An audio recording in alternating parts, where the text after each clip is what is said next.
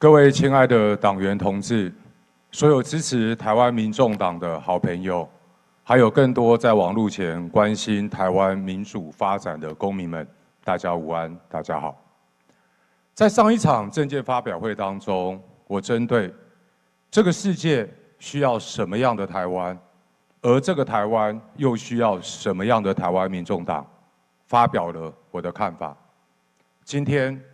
我将进一步的向大家报告，我们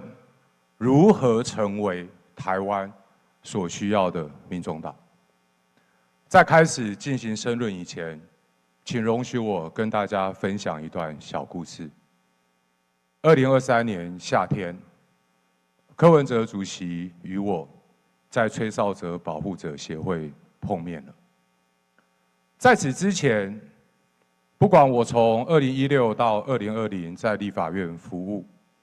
还是2020之后回到公民社会，继续推动吹哨者保护者法治，我对于相关的邀约，事实上都抱持着相当谨慎的态度。但无论如何，本于我自己一贯的个性，我会将自己所有的精力全心全意投入我眼前的工作，也信守着跟伙伴之间的承诺。也因此，我对柯主席其实并没有太深入的了解。而我因为职责的关系，经常应邀着各党各派人士的邀请，参加各式各样的会面。只不过，在那些会面当中，我通常听到的是高来高去、虚无缥缈的语言跟姿态。也因为这个样子，我对于这样子的会面越来越没有兴趣，因为意义不大。但是，2023年的夏天，当柯文哲走入了我的办公室，他见到我的第一句话是：如果能够由我做主，台湾的司法应该如何改革，又应该如何赢回台湾人民对司法的信任？听到了这些话，我非常非常的惊讶。我惊讶的是，不单单是柯文哲主席的一刀见血、单刀直入，我更惊讶的事情是，他所展现出来的细心、对细节的注意，以及完全没有身段的提问。在那次的会谈当中，我们从台湾的民主宪政如何先天设计不良，如何后天运作失调，我跟他清楚地说明了我的想法。我也跟他报告了过去的民主进步党曾经所高举过的司法改革的理想，而这样的理想却如何在2017年司改国是会议以后完全的背弃。在对谈的过程当中，柯主席非常清楚地记录每一个细节，也完全没有任何身段的提出他的疑问。在此之后，我们又见了2次面，讨论的主题从我国的宪政改革、司法改革一路延伸到了媒体改革，以及民进党政府绿能、贪腐、黑金、腐败的现况。在3次的会谈当中，我从柯主席的言语，我从他的行动，我从他的态度，我清楚看到了，我从来没有认真的思考台湾民众党的样貌。它是一个什么样的政党，面临了什么样的困难，未来又有什么样子的挑战。我们都是心系台湾人民的本土力量，但是台湾人民不会无条件接受没有治国理念、没有治国能力的民主进步党。接下来，我宣布参加了台湾民众党。2023年夏天，在柯文哲主席诚恳的邀请当中，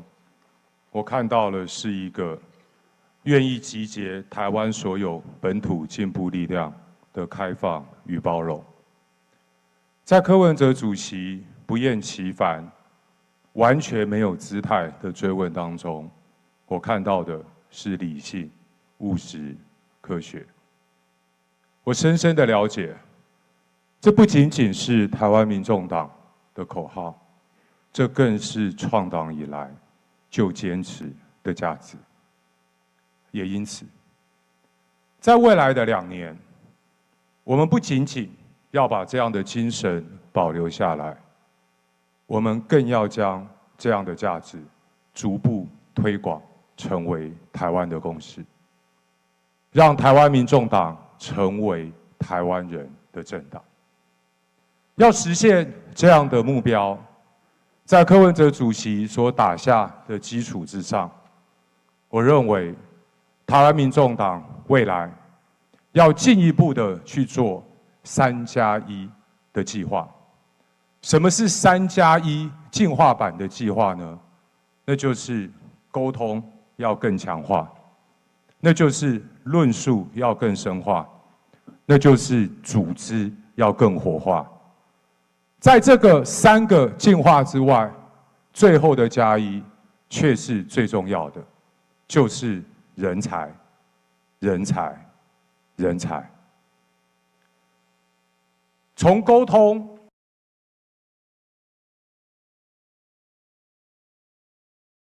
是政党之内的沟通，我在说的是在整个国家制度面上面的沟通，是台湾民众党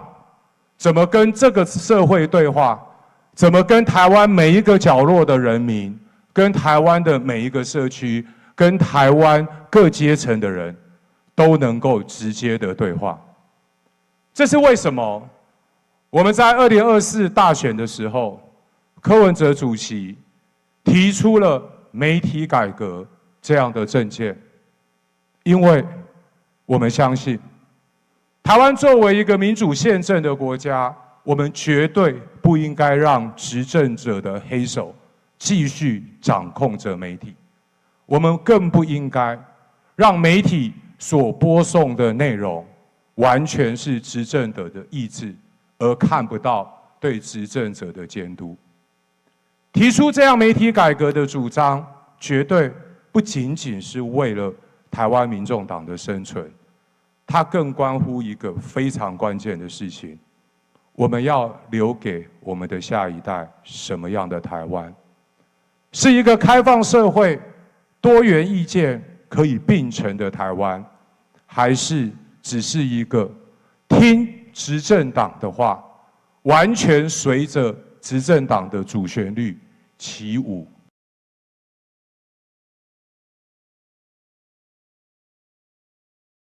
通讯软体的进步，我相信大家都可以同意，在现在的社会当中，沟通的范围已经没有界限，沟通的强度也不会有任何的终点。促进党内同志在既有的机制之上如何强化，每一个党内同志的声音都不会被遗漏，绝对是接下来新任党主席重要的课题。第二个进化就是论述必须要更深化。我相信，面对当前的执政者，忙着内斗，却没有把心思放在解决国家的问题之上，这是现在非常多台湾人民为什么会对政治失望最主要的理由。柯文哲主席在遭受赖清德政府关押的这段期间当中，有2次，他曾短暂的呼吸了自由的空气。在那2次跟柯文哲主席长谈的过程当中，他从头到尾没有跟我提到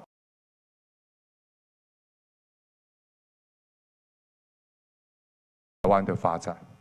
他在意的是台湾民众党的发展，他在意的是台湾民众党如何将我们的主张，如何将我们的理念，透过更细致化、更深入的论述，能够让更多的台湾人清楚的知道。也因此，柯主席从创立台湾民众党到现在，一个念之在之的，就是国家治理学院。在国家治理学院的平台上，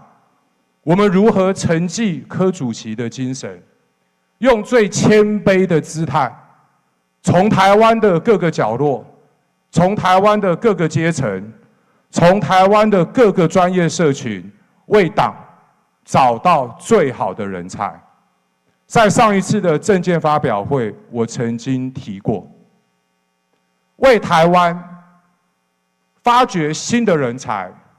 让我们的下一代看得到未来，这是台湾民众党的时代使命。唯有更多的人才为这个政党注入了心血，台湾民众党的路才走得远，我们对于人民的许诺才真正有落实的一天。第三件事情，组织都更活化。当我们在谈组织的时候，除了主席之前所曾经清楚宣告过的，台湾民众党接下来的组织必须要去中心化，必须要扁平化。为什么要去中心化？为什么要扁平化？因为我们需要的是让所有意见、让所有资讯在党内的流通最快速化、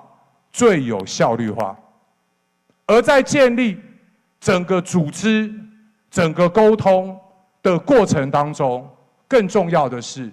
我们如何面对台湾社会。台湾民众党从中央党部到地方党部，最重要的组织工作就是要深入每一个社区，深入每一个邻里，直接建立起我们跟台湾民众的连结，快速反映人民的需求。这是未来党责无旁贷的使命。最后，其实也是最重要的，就是人才的招募。对于台湾民众党来讲，我们或许没有两大党如此丰沛的资源，但是我们有最宽广的胸襟，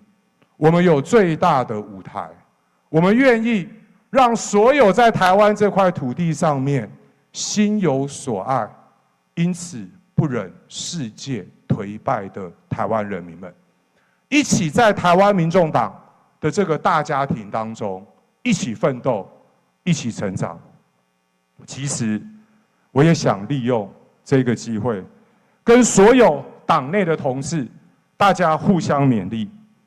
当一个茁壮当中的政党，他还没有实践他的目标，他还没有完全兑现他对于人民承诺的时候，如果因为团体之间彼此之间的不愉快，而阻碍了真正重要目标的实践，那这将会是这个团体最大的悲哀。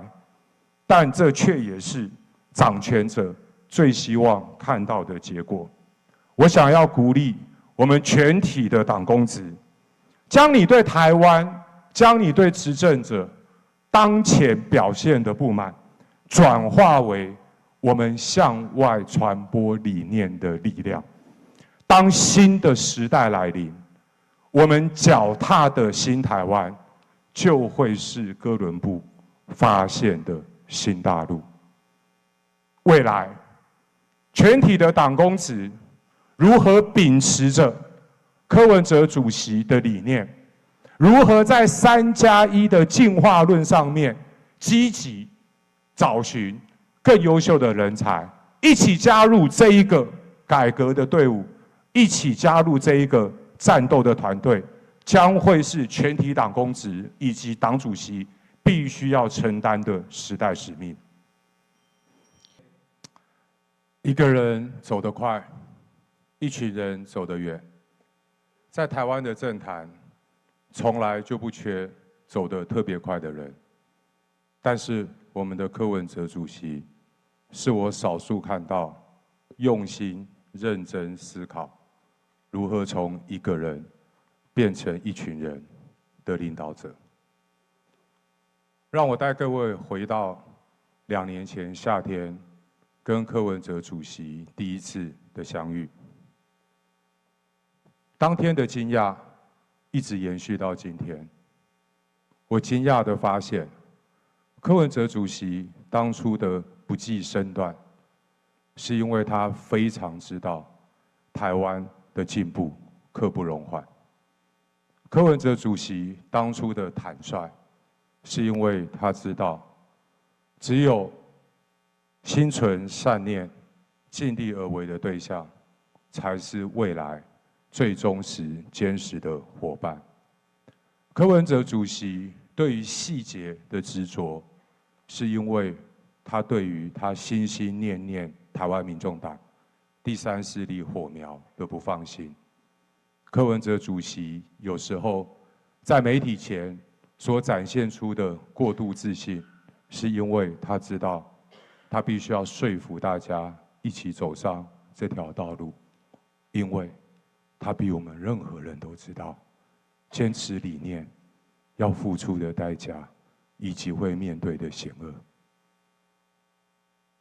2024年8月30号，我与全体台湾民众党的民众同志们，我们被迫在一夜之间要快速的成长，我们被迫承担起我们从来都没有想过应该要去面对的责任。就如同2年前我跟柯文哲主席签下合作备忘录时，我没有1分1秒想过，今天我有必要站在这个地方。在这个过程当中，有人因为趋吉避凶的人性选择离开了，有人因为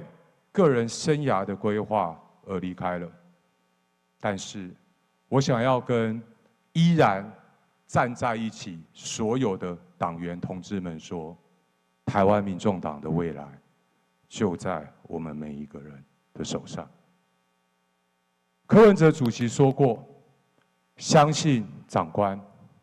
相信同事，相信下属，也要让自己成为一个可以被信任的人。在遭遇创党以来最大的攻击后，我看到的是全体党公职坚守工作岗位，不离不弃，认真工作，也过好自己每一天的生活。看到了这些的伙伴，我对于台湾民主未来的活力充满了信心，我更对台湾民众党的未来充满了信心。试想，如果一个政党的党员在面对严峻的挑战的时候，他的选择是向当权者屈服，这样的一个政党，如何能够引领台湾人民面对挑战？如果一个政党每天不思进取，只会对内喊打喊杀，这样的一个政党，如何引领台湾人民迎向未来？我不禁想起了，